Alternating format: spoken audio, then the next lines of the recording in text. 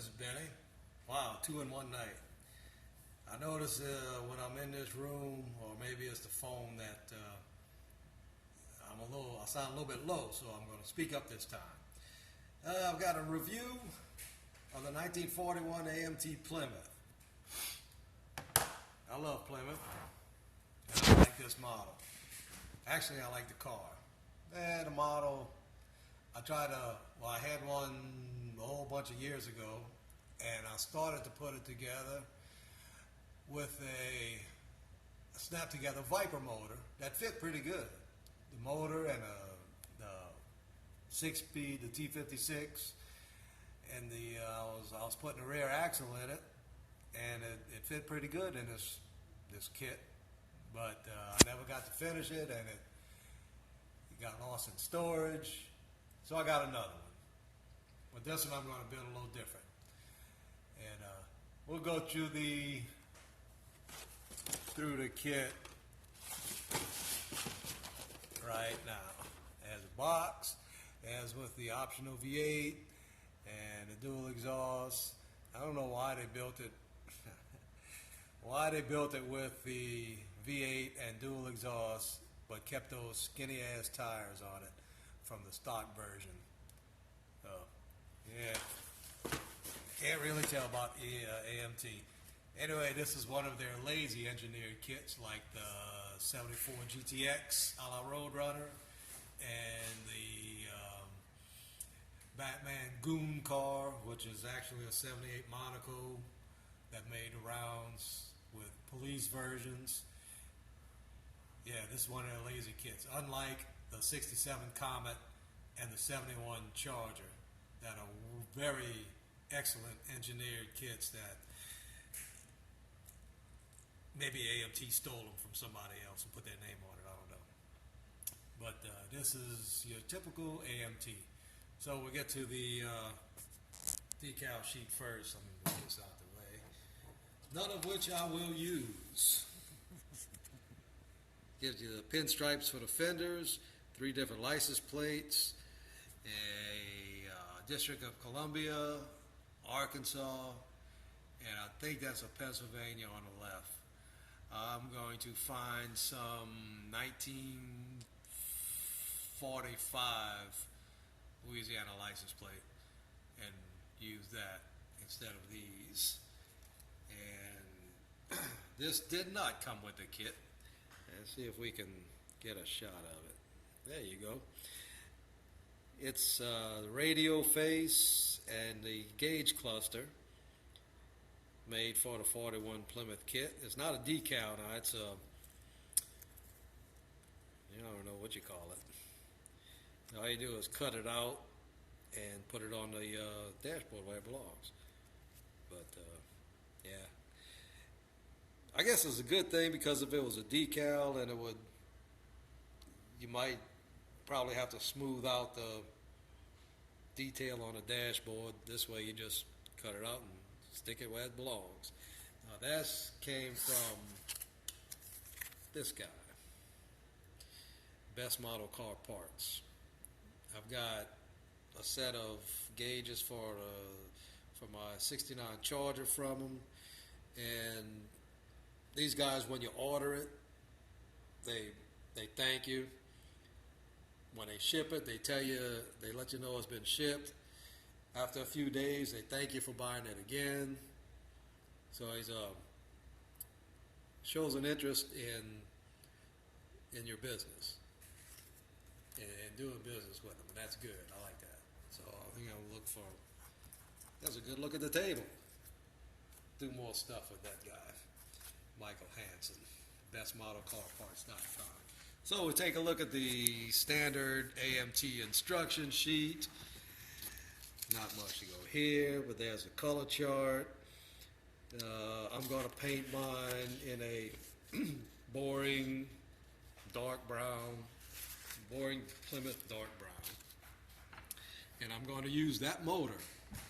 Tried and true L-head Plymouth 6-cylinder. It's been around since the 30s and made it all the way to 1959, and actually lasted longer in the Power Wagon, which they quit making in 68, in this country, but I think some foreign country, they still made the Power Wagon with this motor. The tried and true and dependable and reliable and quiet little Plymouth six-cylinder. Those numbers there are the firing order, so when I wire it up, 153624 as my firing order. There's a V8, small block, distributors in the back, probably some generic small block. Well, at least they got the oil filter in the right place, so I guess it is a Chrysler small block. And these usual AMT instructions, you know the drill. Tires. Speaking of tires, there's the tires it comes with. Decent, skinny 40s era tires with a wide white wall. I'm going to have to dirty up because, well, I don't know yet. I'm still not sure how I'm going to build this kit. There's a piece where the white walls go. Get 4 of them. And I should have gotten 4 wider tires, but I guess the guy I got the kit from eBay decided he wanted to keep those tires, so I didn't get those Goodyear Eagle tires, but that's okay.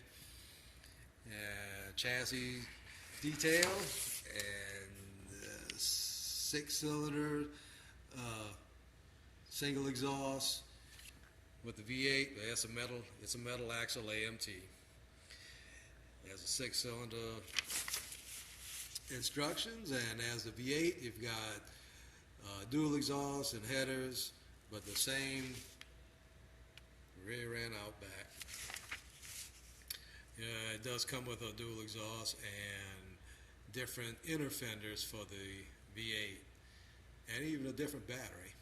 So somebody paid attention to 12 volt and 6 volt, more than likely. Comes with 2 different steering wheels, and either the floor shift or the 3 on a tree. I'm going to build this thing stock, so she's going to have the 6-cylinder and the 3 on a tree. And for some reason my phone is doing something weird. And well, that's the back end of the instructions. Now let's take a look at that.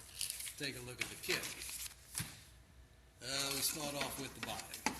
Body is actually pretty darn nice. It's got a minimum of flash. From the pictures I've seen, it's right. Thank you, AMT. It does have some mold lines that need to be sanded off, and this drip rail is really sharp, but that's okay. We can fix that. Now it's got a little outline for fuel cap placement, and it's got outlines for. Try it like that. There we go. It's got outlines for your tail lights and for your trunk handle, and that's a really nice Plymouth call out right there. Yeah, let me back off from it. Pain in the ass. But yeah, overall, I'm pretty happy with this body. You know, it's got the trim in the right place. There's only one thing missing off of it, and it's actually missing off of the hood, not off the body. Now this probably has to come down a little bit. And it's got some mold lines on the front, actually are supposed to be there, because this is all one panel on a real car.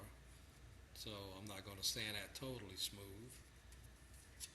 Just have to sand this down some for fender separation.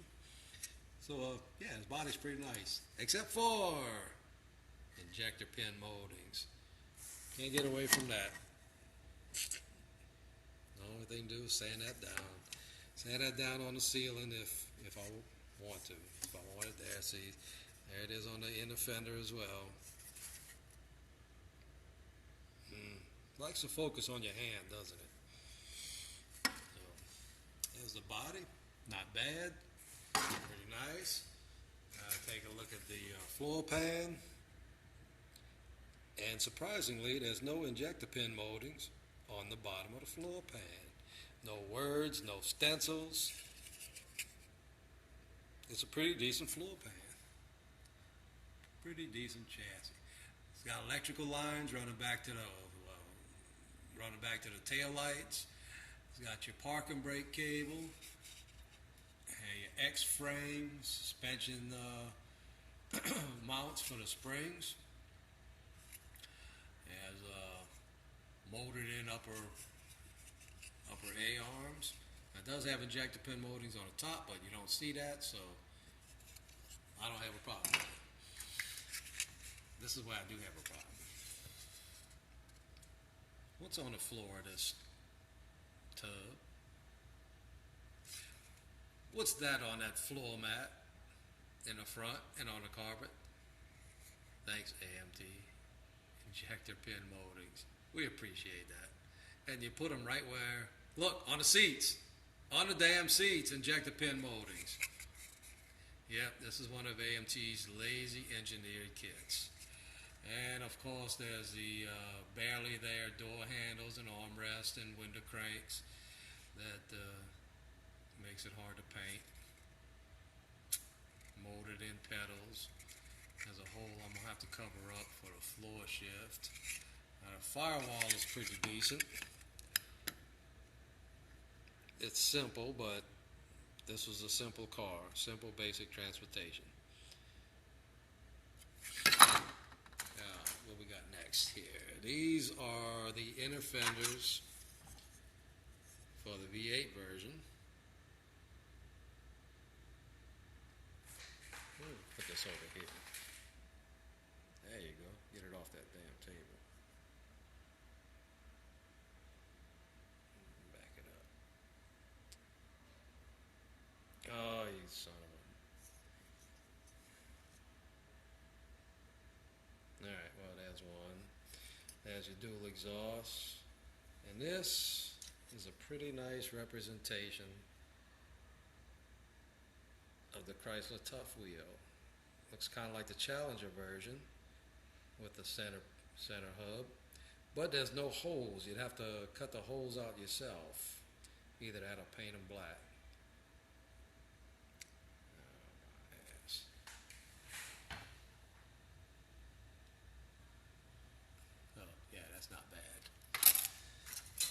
Let's see what we got next here. The V8. If the camera will stay focused on it.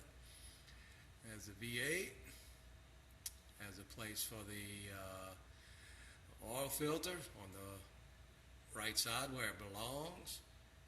And the starter is molded onto the oil pan, which is... I'm not going to use this V8 anyway. I might use it in something else as a distributor, and front pan and a full blade fan. Yep. Alright, what we got next? Front seat. Front seat really ain't bad. I might cut this middle out. Cut out this middle just to give it a little more realism. Yeah, front seat's pretty nice. I don't know what color I'm going to do the inside, but I know the outside is going to be a nice boring brown. Nice dark boring brown. So some suspension parts, your lower ball joints and your springs and some steering parts, and we got here the front end, your front cap where your grill goes, and that's not bad. Got a nice Plymouth call out on it, and the dashboard. Now the dashboard is okay. I've seen worse. Let's see. It's almost right on, but not quite. Just there's AMT's quality. Like they almost got it right. It could use a little more relief on it to make painting easier, but What you gonna do? And that's where the aftermarket gauge cluster goes, and the radio right next to it. White wall inserts for the tires. Let's see what we got next. Single exhaust, you don't need to see that. Now, here we have the inner fenders for the 6-cylinder stock version. Same nice detail that's on the other ones. Now, what else is running boards? Not bad. It should have a rubber look to the top. It has a steering wheel. It's the horn ring's a little thick, but it's got some pretty nice detail in the center hub that some paint will fix. Now, one thing I said was missing, there should be a script right there on that end of the hood, that side end of the hood. There should be a script on there of what model Plymouth this is, but AMT left it off. Looks pretty nice. Got a little bit of flash on it. There's an indentation for the Mayflower hood ornament, which I'll get to in a second. There is a good old Plymouth 6-cylinder. Oh, dependable. Not a bad rendition of it. That long stem is that's an oil fill. Yes, that's a starter on the side. There's a coil, but the pictures I've seen show the distributor on this side, and there's no distributor in this kit. No, there's none. No distributor. But there's the intake and exhaust and carburetor motored all together. There's a prop shaft and a 4-blade fan, your 6-volt battery. This got to be aggravating to watch the way it's focusing in and out. The oil bath air cleaner, if you watch it at all. If you can make it to the end, I congratulate you. There's a radiator. Now, for some reason, there's a shifter and your steering column. We'll have to do a little work on that to separate, give a little more separation between the two. For some reason, AMT went and put a 2-piece top tank on this car. That gives you a lovely seam right there at the top that doesn't belong there. Here's another one of AMT's better ideas. Big carburetor. All right, we'll take a look at the chrome section. I can get this over here. For some reason, this works better in my truck. There are the Plymouth wheel covers. It doesn't give you an option of bare wheels. Maybe I could find some Steelies, some little 6-inch scale Steely somewhere instead of these wheel covers, because of the idea of what I think I'm going to do with this car. There's your fuel cap and tail lights, aftermarket shifter, but if it was a 4-speed, a grill. There's the Mayflower. Let's see if I can turn that around. Get a good, yeah, Mayflower hood ornament. There's your trunk handle, which is really nice, and a real little rear view mirror. It's even got an antenna and side mirror. Oh, you can do it. There's your aftermarket, your chrome air cleaner. Now these wheels supposedly go on the wider Goodyear tires, but I'm not going to fool with them. And these gives you 2 sets of bumpers. That's the deluxe versions. The deluxe bumpers had those wings on the side. They just kind of bolted to the regular bumper and a bumper guard right in the middle. Or you have the lower line straight bumpers. That's the ones I'm going to use, the low line bumpers. Yeah, I'll de-chrome them and put something else on them. Something going on with my phone. Somebody with me? I don't know. And as a deluxe bumpers. These deluxe bumpers are pretty nice too, but I'm not going to use them. Now, a couple ideas I got with this car. It's a 1941, so either it's going to be showroom new, and a guy just bought it, and he got drafted, but I could build the car as new, or I'll go ahead and get the 1945 license plates, and the car is waiting on him to come back. She's a little dusty, a little dirty. Tires are bald because it was almost impossible to get new tires on anything other than commercial vehicles or farm vehicles back then. And she'll be a little weather worn, waiting on the guy to come back from the Pacific Theater. And of course his family kept his Plymouth because he expects it when he comes home.